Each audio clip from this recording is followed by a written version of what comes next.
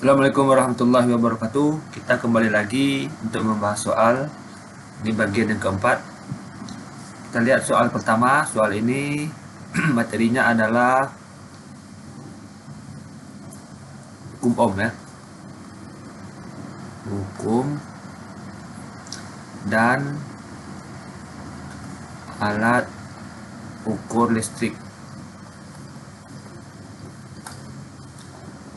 Denny melakukan percobaan mengukur arus listrik dan memperoleh data sebagai berikut.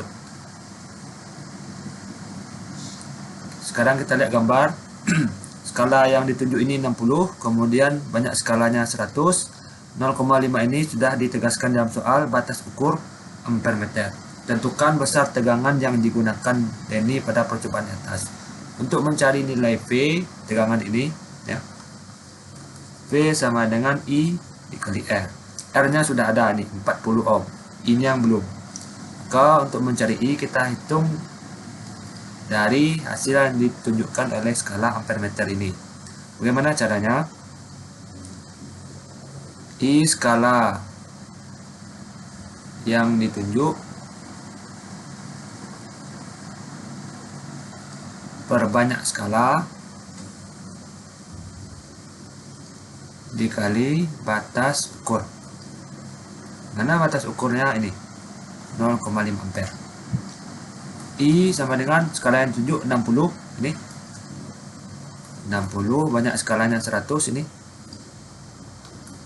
Batas ukur 0,5 atau setengah. Ini kita coret, ini bisa kita coret, sisa 3. Berarti I-nya ada 3/10 ampere. Maka kita masukkan ke persamaan hukum ohm, V sama dengan I kali R, V sama dengan I dikali R. I-nya 3/10 ampere, R-nya 40 ohm.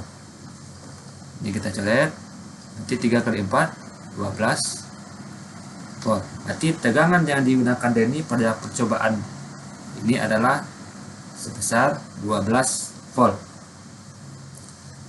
Kita lanjut pindah ke soal yang kedua.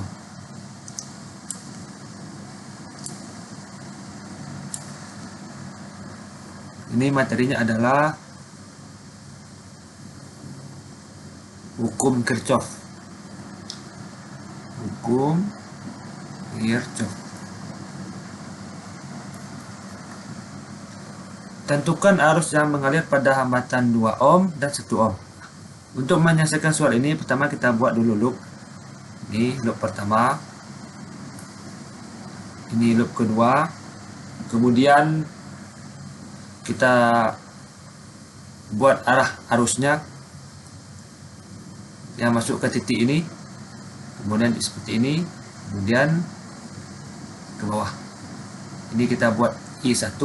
Ini kita buat I2. Lalu ini apa? Karena di sini hanya ada 1 R, yang ini maka ini juga I2 namanya. Ya.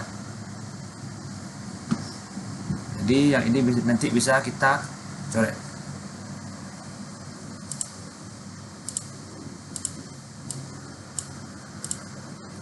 Sekarang kita lanjutkan. Kita lihat pada loop 1. Sigma E ditambah sigma I dikali R sama dengan 0. Sekarang kita lihat loop ini berputar di loop ini ya. Kemudian dia bertemu pertama dengan bagian yang pendek. Ini kita buat E1, ini kita buat E2. Dia bertemu dengan yang pendek dari E1. Berarti otomatis di sini nilainya min E1. Karena di sini sudah tidak ada E, maka kita langsung tambah. Dia berputar arusnya karena searah dengan loop. Sudah kita buatnya arah loop searah arah arus listrik, sehingga I-nya bisa kita buat positif. Maka dia melewati 1 ohm. Ini kita buat namanya R1, ini kita buat R2. Berarti I1 melewati R1. kemudian masuk ke titik ini, masuk ke dalam, nanti arusnya berganti nama I2, dia akan melewati R2 sama dengan 0. Sekarang kita masukkan angkanya, min 5 ditambah R1 nilainya 1, berarti 1 dikali I1, tetap I1 ditambah R2 nilainya 2, I2 sama dengan 0.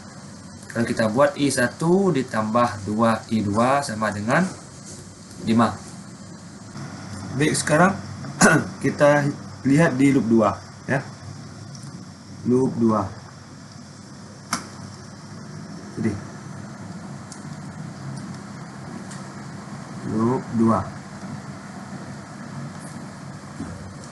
Sigma E ditambah sigma IR sama dengan 0. E-nya mana? Sekarang kita lihat. Dia bertemu dulu dengan kutub positif atau kutub yang panjang. Maka ya, di sini plus E2 ditambah.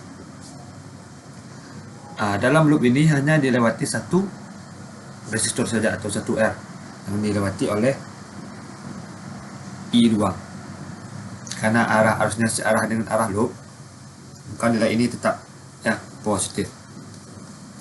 I2 dikali R2 sama dengan 0. Kemudian kita masukkan nilai E2 10.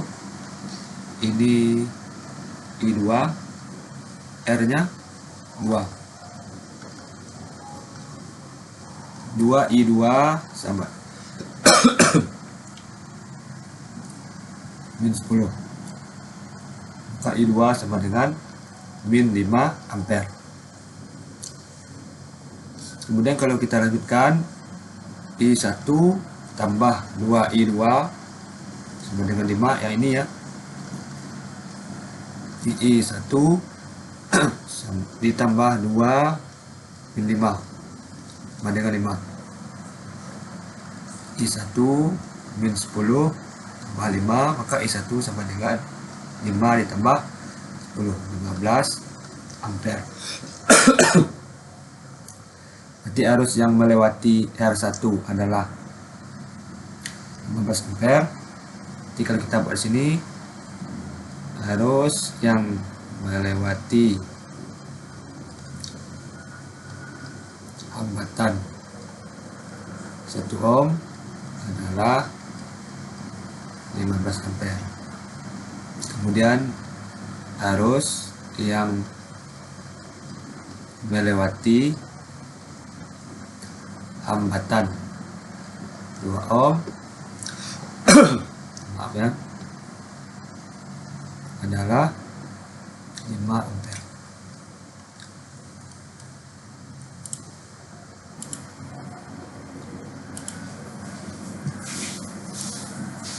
Sekarang kita pindah ke soal nomor 3. Ini adalah soal dengan materi hukum ohm. Hukum kolom. 2 buah partikel Q1 9 mikrokolom, Q1 9 mikrokolom, dan Q2 4 mikrokolom, terpisah pada jarak 30 cm. Partikel bermuatan Q3 berada di sekitar Q1 dan Q2. Berarti kalau soalnya seperti ini, dan gaya kolom yang dialami partikel Q3 sama dengan 0. Jadi yang diketahui sini F3 sama dengan 0 ya.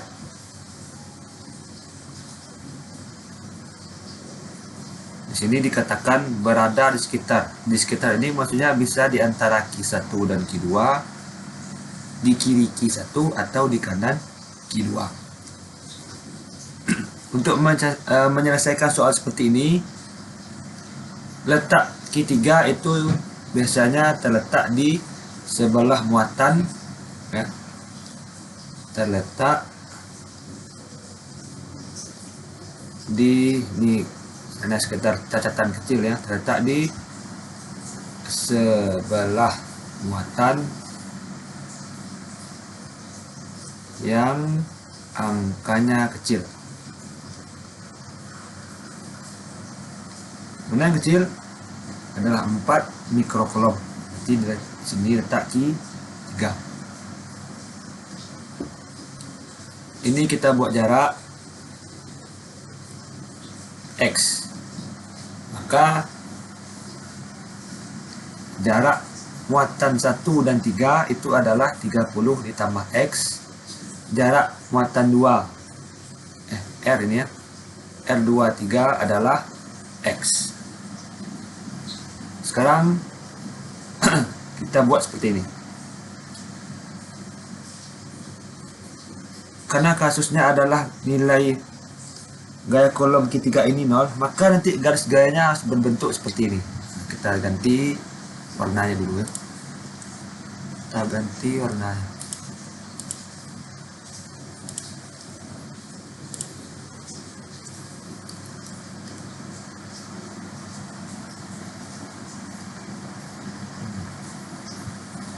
Ini adalah F31, ini adalah F32. Maka secara otomatis nantinya muatan Q3 ini adalah positif. Dia akan tolak menolak dengan muatan 1 ya, karena muatan yang sejenis itu akan tolak menolak. Kemudian muatan yang berbeda jenis itu akan tarik menarik. Kemudian Q2 ini kenapa arahnya ke sini, dia akan tarik menarik dengan Q2. Maka nilai F3 itu sebenarnya adalah F31 yang arahnya ke kanan dikurang F32 yang arahnya ke kiri. Karena nilai F3 0, maka bisa kita buat seperti ini dan pindahkan F32 nya ke samping. F32 sama dengan F31. Nah, maka dari sini kita lanjutkan. F31 seperti yang kita tahu bahwa nilai gaya kolom itu sebesar K muatan 1 muatan 2 per jarak kuadrat ya. Karena di sini 32, berarti lanjutan di sini ya. Jadi tolong nanti dibuat di atasnya F32 sama dengan atau apa di sini. F32 sama dengan F31. Ini K, ini muatan 3, ini muatan 2, ini R32 kuadrat. Ini K muatan 3, muatan 1, ini R31 kuadrat. Ini bisa kita coret Q3. Kita gantilah warna ya.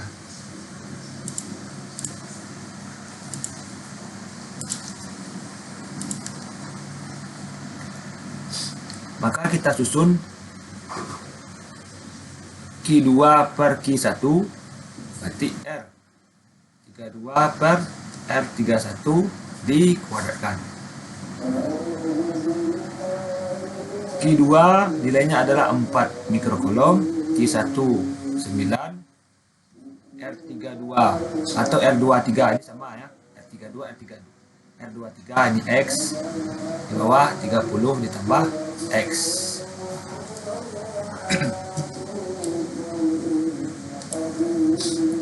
Ini kalau kita lanjutkan, agar nilai kuadrat ini hilang, maka ini harus kita akarkan. Kalau dia diakarkan akan menjadi 2/3. Di sini kuadratnya hilang, 30 ditambah X.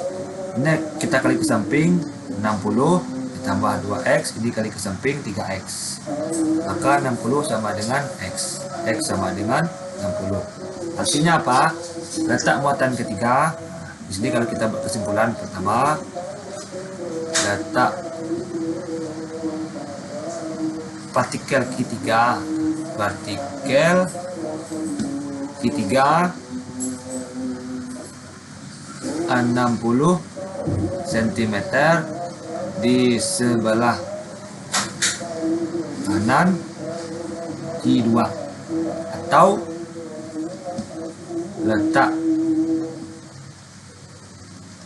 partikel Q3 berarti berapa?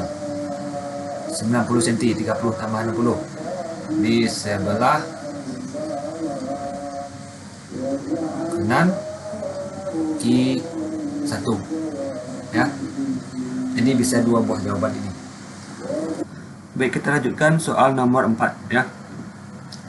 Sebuah kawat membentuk rangkaian tertutup berarus I sama dengan 0,2 ampere berbentuk setengah lingkaran seperti pada gambar berikut ini.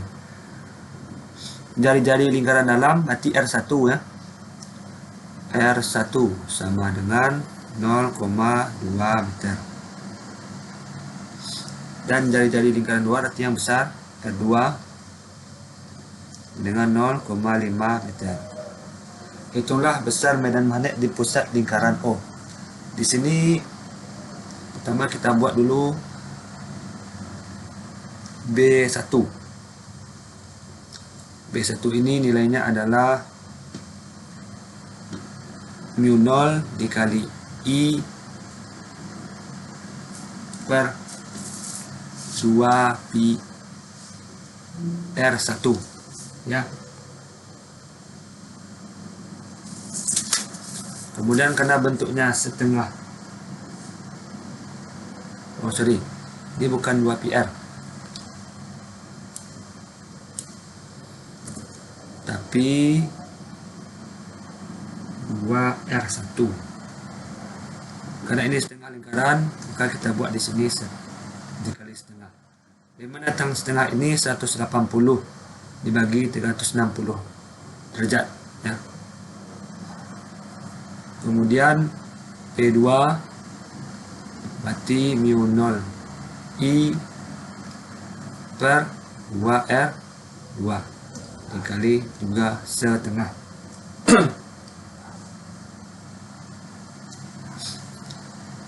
Sekarang yang jadi masalah adalah untuk mencari nilai besar medan magnet di titik O ini.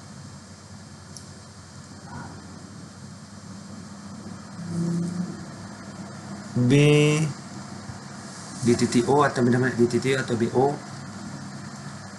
kita harus lihat dulu kemana arah arus listrik ini yang nanti akan memberikan arah ke medan magnet.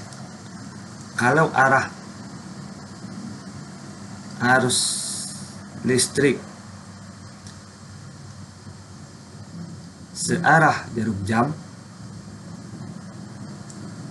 ya, maka nilai B-nya nanti akan positif.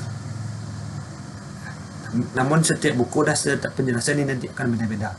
Begitu sebaliknya, kalau arah arus listrik berlawanan arah jarum jam, maka B-nya akan negatif. B ini medan magnet. Karena ini kawat melingkar, maka kita gunakan aturan tangan kanan, di mana 4 jari untuk menunjukkan arah arus dan jempol atau ibu jari untuk arah medan magnet. Sekarang kita lihat dulu di bagian R1 ya. Bagian R1 yang di dalam arah arusnya itu berlawanan arah. Berarti kalau dia berlawanan arah jarum jam, otomatis nanti nilai B-nya adalah min ya. Berarti yang arahnya berlawan searah dengan arah jarum jam, berarti itu B2. Karena di sini ada R2, maka ini nanti akan bertindak sebagai nilai yang negatif, ini positif. Sekarang di masalah B1 dan B2 ini keluar bidang atau masuk bidang. Sesuai dengan aturan tangan kanan untuk kawat melingkar, 4 jari itu menunjukkan arah arus atau I, ibu jarinya adalah arah medan magnet P. Maka kalau kita lihat untuk R1 itu arah medan magnetnya adalah keluar bidang. Bisa Anda cobakan sendiri ya. 4 jari itu, yang 4 jari ini 4 jari ya. Kemudian nanti jempolnya menghadap ke kita, nanti itu keluar bidang. Sedangkan yang R2 ini, maaf ya, Yang R1 ini benar.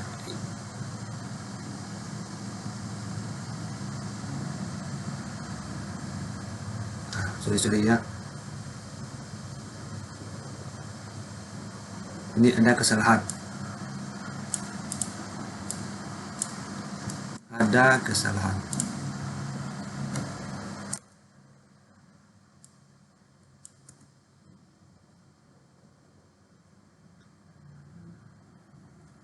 Berarti B1 ini yang keluar bidang ya. B1 ini keluar bidang. Sedangkan B2 itu yang masuk bidang. Nanti bisa Anda cobakan dengan tangan kanannya, atau boleh nanti tanya dengan guru yang bersangkutan. Bagi Anda yang gurunya tidak dengan Bapak, bisa tanya ke guru yang ada di sekolah atau dengan siapa saja. Sekarang kita lanjutkan. Maka nilai pasar medan magnet di titik O itu adalah B2 dikurang B1, atau min B1 tambah B2, sama ya. BO ini berarti mu0I per 4R2 ya, karena kita kali 2 dengan 2 dikurang mu0I per 4R1.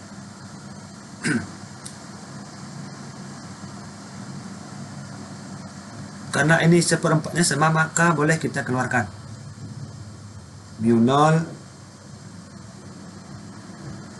Sekarang kita lihat I nya 0,2 ampere ya, I nya juga sama, maka tinggallah 1 per R2 dikurang 1 per R1. Maka medan magnet di titik O 1/4 mu0 ini 4pi dikali 10 pangkat min 7, I nya 0,2 ampere seperti yang ada pada soal, atau 2 kali 10 pangkat min 1. Ini 1 per R2 0,5, itu kita buat 5 per 10 dikurang 1 per 2 per 10. Ini kalau kita lanjutkan, ini kita coret dulu ya, ini dan ini 2, maka PO sama dengan 2pi ini 10 min 7 dengan 10 pangkat min 1, 10 pangkat min 8. Dalam kurung 1 dibagi 5 per 10 berarti 10 pangkat 2. 10 bagi 5, maaf. Berarti ini 10 per 2. Maka BO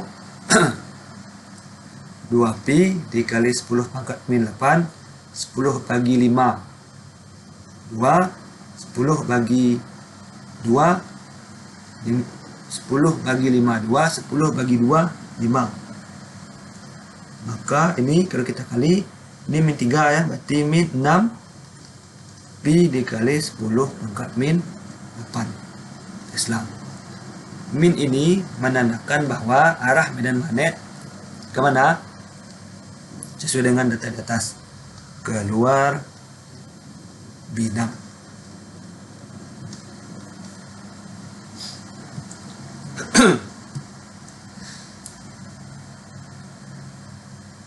Baik, kita lanjutkan. Ini adalah soal yang terakhir, soal nomor 5. Ini materinya adalah gaya Lorentz pada 2 kawat sejajar. 2 buah kawat di kawat, 2 buah kawat dialiri arus listrik masing-masing I1 6 ampere dan I2 8 ampere. Jika jarak kedua kawat 20 cm, hitunglah gaya persatuan panjang. Berarti yang diminta F per L nya berapa. Dalam persamaan gaya Lorentz untuk 2 kawat sejajar, F per L sama dengan mu0 dikali I1 dikali I2 per 2pi A. Apa itu A? jarak di antara dua kawat ini, yaitu 20 cm atau 20 kali 10 pangkat min 2 meter. F per L sama dengan 4pi kali 10 pangkat min 7 dikali 6 dikali 8 per, ini 2pi, ini berarti 2 kali 10 pangkat min 1 ya. Ini 2, ini habis 3 ya, persatuan panjang 6 kali 8 48, ini dengan ini tinggallah 10 pangkat min 6 dengan satuan Newton per meter. Mudah-mudahan Anda bisa memahami apa yang sudah kita bahas pada video kali ini. Lainnya belum, nanti bisa diulang lagi melihat video ini sampai paham. Terima kasih atas perhatiannya. Assalamualaikum warahmatullahi wabarakatuh.